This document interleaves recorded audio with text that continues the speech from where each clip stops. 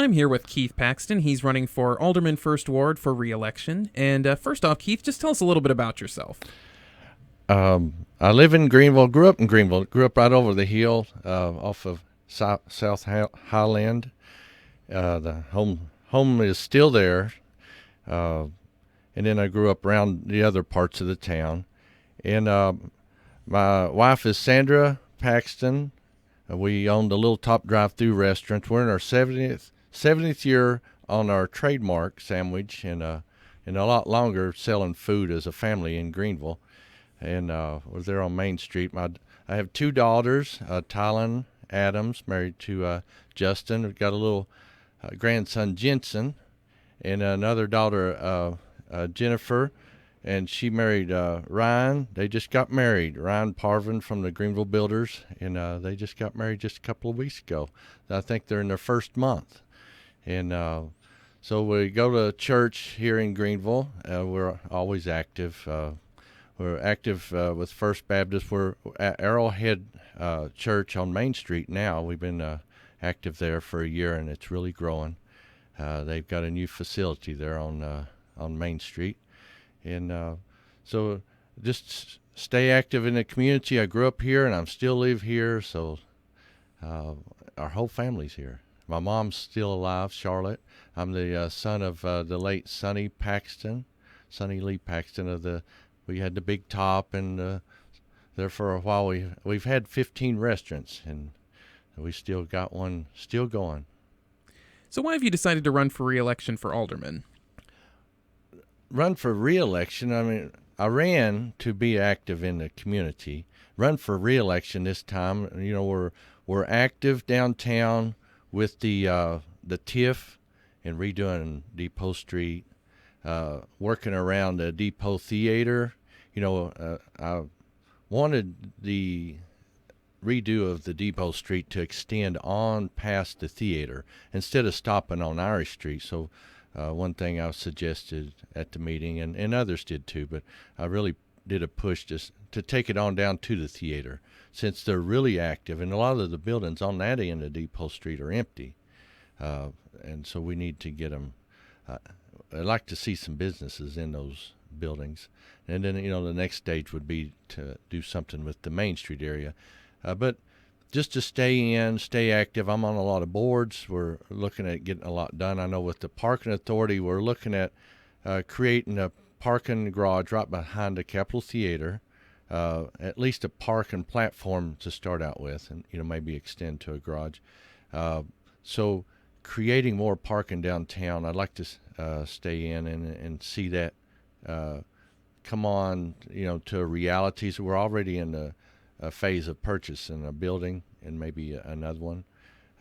So just every aspect of the boards that I'm on, you know, we're pushing through to bring businesses to town, but to do the TIF loans. We got Ollie's have moved in with one of the TIFs. The Aubreys has moved in. So a lot of things that we're doing are, you know, they're coming to a happening. And it's really exciting. What is happening at the Commons with the businesses coming in, you know, that's really important to our area, because our sales tax went down over the last year, and that should bring it back up. You know, the online sales is the really killer to the local sales tax, but the state of Tennessee is up 20%. So online sales is showing an increase. Us being down, if we did the business sales here locally, then those sales should be up. And you've kind of hinted at this, but what do you think is the best thing happening in Greeneville right now? Well, you know, the Depot Theater, the Little Theater and its plays. I mean, Aubrey's moving in. What's on the horizon is the Frisbee golf, the dog park. You know, if we can get the driveway worked out where we can open it up, because the funds are there. The airport, we're looking at hiring a manager at the airport, which is new. That's new to the airport. That platform for what he's going to be under is to bring people to Greeneville, to show them Greeneville, show them the airport, in businesses that would dwell around an airport. So as an industry of aviation of the airport, we're trying to get some industries that would build around it that can use the airport. So the manager's job is to bring businesses to this area and show them the airport. I mean, there's so many things that are important. You'd always say the schools, the college moving in, getting it open. We're working as a city to redo the streets and sidewalks, the infrastructure to help them get open. I know it's a private college, so we can't go in and hang sheetrock, but we can do everything around it as infrastructure to get it open. The other thing is trade schools. We need to concentrate on trade schools because that's a big push right now, is to get people to a job. Even if they're going to college, they need to know how to have that part-time job, and it might even lead to a full-time career. And still yet use the college to fine-tune what their needs are. So, there's so many things that are important to Greeneville. I probably missed a lot, and one thing is to keep churches central. They have a lot of parking lots downtown, and we use them, and we really appreciate them letting us use them when we need them. But the churches bring the platform for family. And when family grows, the city grows. City grows, the state grows, and the state grows, the nation grows. So the platform has always been centered around prayer and families. Eating at the table, so staying one, our families are always growing in this area. One thing we don't have in this area, we don't have enough houses to sell. We've got people wanting to move to Greeneville, and they can't buy houses. They might be in, there's different ranges, $60,000 house, $100,000 house, $200,000 house, and $400,000, even all those increments. And there's a need for all of them. So there's people wanting to move here. And so then that brings into the point of education. We've got the highest education school in Tennessee right here in Greeneville, and Greeneville High School. And with the college sitting beside of it, with Tuscum College sitting, not too far away, we have a good education platform for people wanting to move here. And it's a good reason to move here. And what do you think needs to be improved here in Greeneville? Improved? I mean, we are working on improving the airport. We are working on improving the parking. We are working on improving, what can we do to make the streets better? We only get so much from the state a year to do streets. What can we do next to improve the streets and sidewalks? The pool of restaurants are coming in, and we got some really good restaurants coming in. So that will improve naturally. If you get the government works on the infrastructure. So if we keep the infrastructure going, the businesses will move here and improve what our needs are as far as culture needs, a business, where we're wanting to shop, where we're wanting to eat at. One of the things I hated to see happen was the skating rink close. Because when you get into the younger folks, the dog park, the frisbee course, bowling and skating rinks, baseball and soccer, I hate to see the skating rink close. And I'd like to see one open back up or something of its nature. The ice skating rinks at the Bristol Speedway and in Knoxville. And, we had the skating rink here locally, which was seemingly something associated to that. But it's good for the kids to have things to do. And I'd like to see more for the kids of that nature. Maybe we can enhance something to bring, some of that back in. We do push the ball fields and the ball teams.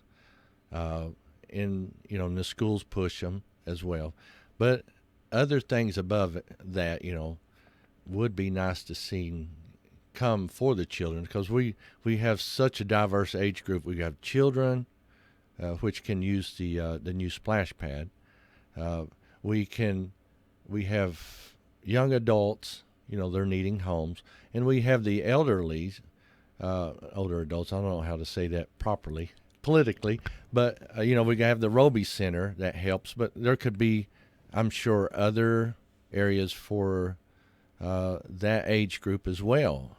The dog park would help, give them some place to walk. The hospitals came in, and both hospitals helped build walking trails, and that was a good enhancement for especially wellness. Now we're getting into the wellness area, which brings us to mind the hospitals. What's happening in our hospitals, and we have to keep an eye on that. Not only locally, we had St. Mary's in Knoxville close. We have some others that are closing. But here locally, we hadn't had one close yet. But we need to strive to keep them open. And is there anything else you'd like to say before we go? I appreciate everybody that's voted for me and put me into office over the years, and have called me and helped steer what needs to be done, what to focus on. I have some peers, some people around me that's always calling and giving input, and I want that to continue. And if there's 3 people running for 2 seats, and they all seem to be a great choice, either one. If I'm back in, I look forward to helping keep Greeneville growing, as I'd mentioned in this interview. And the other, if whoever you vote for, that you need to stand behind them and call them, stay active with them. Even as we mentioned in church, when somebody joins a church, you should always go in and, I ask them their needs, so like I say, it always starts at home and in the church and in prayer. But even in political platform, you need to stand behind the person that you've asked to run or the person you vote for. Get in and stand behind them. And I'm going to stay active. And if you vote me in office, I'm going to stay active on these boards, but anyhow, your vote counts. So just main thing, I hope everybody gets out and votes. It's not a really big election. There's not that many people running, but it's very important. We don't want to waste our votes. We want to get out and vote. And that's what I encourage everybody to do. Even if it doesn't matter who you're voting for. I just hope you get out. Maybe take your kids with you, your grandkids, and let them see that you're active at the voting booths this year, even because it's a great time. There's not going to be that many voting, so you can bring the whole family and stand in line, and they might not get to go into the booth with you while you're voting, but and you're not supposed to take pictures, but just get out and get active, and encourage them to do the same. If they're young folks, to do the same when they get older. That was Keith Paxton. He is running for 1st Ward Alderman in the town of Greeneville for re-election.